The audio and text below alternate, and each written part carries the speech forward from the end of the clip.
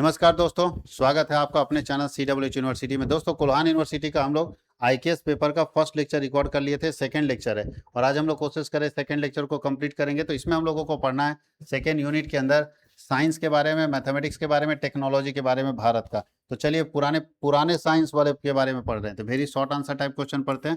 बोलता who was Aryabhata. Aryabhata कौन थे? तो प्रसिद्ध मतलब ये गणितज्ञ थे, प्रसिद्ध गणितज्ञ थे जिन्होंने और खगोल शास्त्री थे। आर्यभट्ट प्रसिद्ध जो भारतीय प्रसिद्ध गणितज्ञ और खगोल शास्त्री थे। ब्रह्म स्फुटिक सिद्धांत के लेखक कौन थे? तो ब्रह्मगुप्त थे, ब्रह्म स्फुटिक सिद्धांत के लेखक। आयुर्वेद क्या है? तो आयुर्वेद भारत की प्राचीन चिकित्सा पद्धति है जो स्वास्थ्य संरक्षण, रोगों की रोकथाम और उपचार पर आधारित थी। दो प्रसिद्ध आयुर्वेदाचार्यों के नाम लिखिए। तो एक चरक जो ऑपरेशन कर देते थे और एक सुश्रुत। दो ऐसे प्रसिद्ध आयुर्वेदाचार्य थे, मतलब आयुर्वेद का ज्ञान था इनको। एक थे चरक और दूसरे थे सुश्रुत। व्हाट इज सूर्य सिद्धांत? बोलता है सूर्य सिद्धांत क्या है? तो बोलता है सूर्य सिद्धांत खगोल विज्ञान एवं गणित पर आधारित एक प्राचीन भारतीय ग्रंथ है। सूर्य सिद्धांत जो है वो खगोल विज्ञान और गणित पर आधारित एक प्राचीन भारतीय ग्रंथ है। अब क्वेश्चन पूछ रहा है गणित और खगोल विज्ञान में आर्यभट्ट के योगदान की व्याख्या कीजिए। तो आर्यभट्ट क्या किया था देख लीजिए। आर्यभट्ट 476 ईसा पूर्व ईस्वी में प्राचीन भारत के महान गणितज्ञ और खगोल शास्त्री थे। उनकी प्रसिद्ध कृति आर्यभट्टीय ने गणित और खगोल विज्ञान के क्षेत्र में महत्वपूर्ण योगदान दिया है। गणित में योगदान क्या था? तो सबसे पहले ध्यान रखिएगा, पाई का लगभग 3.1416 का सटीक मान ज्ञात करने वाले आर्यभट्ट थे। आर्यभट्ट पहले व्यक्ति थे जिन्होंने पाई का सही मान निकाल के दिया। दूसरा, बीज गणित, अंक गणित, त्रिकोणमिति के विकास में महत्वपूर्ण योगदान दिए थे आर्यभट्ट। उसके बाद स्थानिक मान पद्धति, प्लेस वैल्यू सिस्टम को विकसित और लोकप्रिय बनाया और गणित समस्याओं के समाधान की प्रभावी विधियों को प्रस्तुत किए। खगोल विज्ञान में इनका क्या था? तो इन्होंने बताया कि पृथ्वी अपनी धुरी पर घूमती है। सूर्य और चंद्रमा वैज्ञानिक व्याख्या की। सूर्य और चंद्रमा का साइंटिफिक एक्सप्लेनेशन दिया। सौर वर्ष की अवधि का सटीक अनुमान बता दिया कि सौर वर्ष कितना है, सोलर ईयर कितना है, ये बता दिया। ग्रह और तारों की गति का वैज्ञानिक अध्ययन किया था इन्होंने। इनका महत्व क्या है? तो देख लीजिए। आर्यभट्ट की खोजों ने भारत में गणित और खगोल विज्ञान के विकास को नई दिशा दी और विश्व भर के विद्वानों के लिए प्रेरणा का स्रोत बना।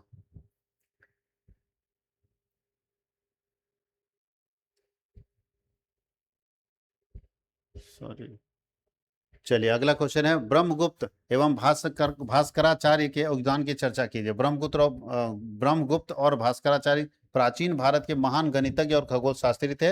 उनके योगदान ने गणित में और खगोल विज्ञान में नई दिशा दी और भारतीय ज्ञान प्रणाली को समृद्ध किया। ब्रह्मगुप्त का क्या योगदान है? तो बोलता है प्रसिद्ध ग्रंथ ब्रह्म स्फुटिक सिद्धांत की रचना करने वाले गुप्त थे। शून्य, जीरो एवं ऋणात्मक संख्याओं को नियम दिए ब्रह्मगुप्त ने। बीज गणित और ज्यामिति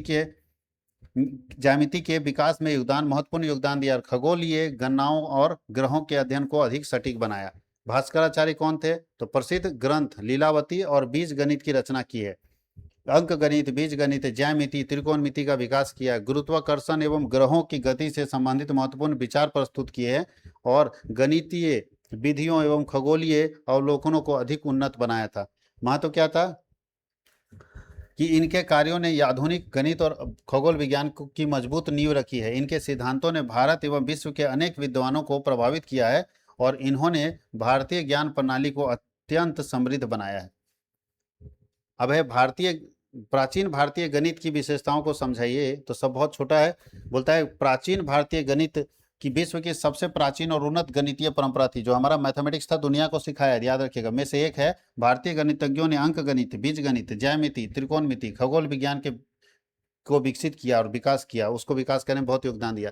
प्राचीन भारतीय गणित की विशेषता क्या था? कि हमने डेसिमल प्लेसेस बनाए, दशमलव और स्थानीय मान हमने बताया दुनिया को, पूरे विश्व को। शून्य हमने खोजा। डेवलपमेंट ऑफ अलजेब्रा, बीज गणित, अंक गणित का विकास हमने किया। उसके बाद ज्यामिति, त्रिकोणमिति का विकास हमने किया।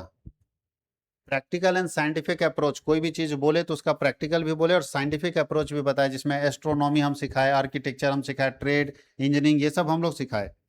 एक्यूरेट कैलकुलेशन किए, सटीक गणना किए, ये सारा चीज हमारे यहाँ के लोग दिए। आप भारत में ऐसे ऐसे चीज बनाए गए हैं जिसमें इतना कैलकुलेशन किया गया कि जो कैलकुलेशन सेट नहीं बैठेगा, बिल्डिंग सवाल ही नहीं जो बन जाएगा। इतने बड़े बड़े महल और बिल्डिंग बन रहे हैं। Describe the importance of Ayurveda in Indian knowledge system.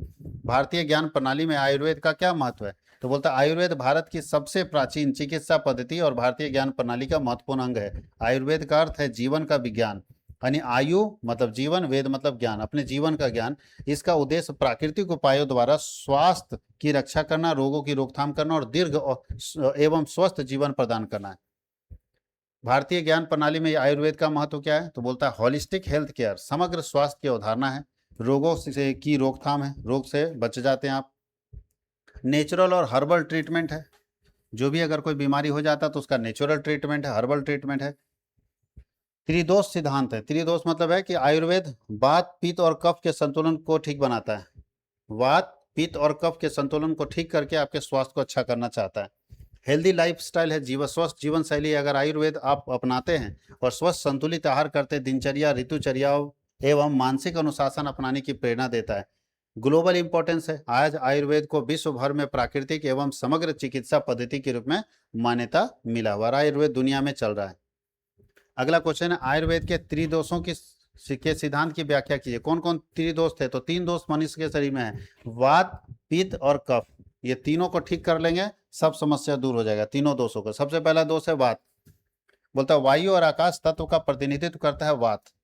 शरीर की गति, श्वसन प्रणाली, रक्त संचार और तंत्रिका तंत्र को नियंत्रित करता है वात। असंतुलन होने पर जोड़ों में दर्द हो जाएगा, चिंता बढ़ने लगेगी, कब्ज हो जाएगा, अनिद्रा जैसी समस्या हो सकती है, इसलिए बात को ठीक करो। पित्त अग्नि एवं जल तत्व का प्रतिनिधित्व करता है। पाचन, चयापचय, शरीर का तापमान, बुद्धि को नियंत्रित करता है। असंतुलन होने पर क्या होगा? अम्लता मतलब आपके शरीर में थोड़ा सा ज्यादा एसिड बढ़ जाएगा, बुखार आ जाएगा, त्वचा रोग होगा, क्रोध बढ़ सकता है। तीसरा होता है कफ, पृथ्वी और जल तत्व का प्रतिनिधित्व करता है, शरीर को शक्ति देता है, स्थिरता देता है, स्नेह देता है एवं रोग प्रतिरोधक क्षमता को बढ़ाता है। असंतुलन हो जाएगा तो क्या होगा? तो हम लोगों को अंदर मोटापा, खांसी, सर्दी, आलस से जैसी समस्याएं पैदा हो जाएगी। तो ये तीनों चीजों को आपको ठीक करना है। त्रिदोष याद रखिएगा, 3 दोष शरीर में आते हैं और अगर ये तीनों दोषों को हम ठीक कर देंगे तो शारीरिक समस्या खत्म हो सकती है। शारीरिक समस्या क्या हो सकती है? खत्म हो सकती है। तो 3 दोष जो हमारे शरीर में है, तीनों दोषों को हमको ठीक करना है। याद रखिएगा, तीनों दोषों को क्या करना है?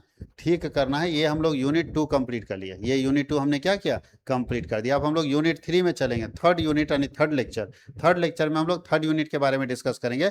ध्यान रहे कि हमारा वीडियो बहुत छोटा छोटा रहता है, इसलिए छोटा रहता है कि आप छोटे छोटे वीडियोस को जल्दी पूरा देखना पसंद करते हैं। लंबा वीडियो रहता है तो बोरिंग लगता है, इसलिए वीडियो को हम छोटा छोटा करके डाल रहे हैं ताकि आप उसको देखिए और जम के देखिए। जो भी वीडियो देखिए खूब उमच के देखिए, सारा का सारा वीडियो इंपॉर्टेंट है, याद रखिएगा। चारों वीडियो देखिएगा, चारों काम का वीडियो है, तो चारों वीडियो को खूब देखना है आप लोगों को।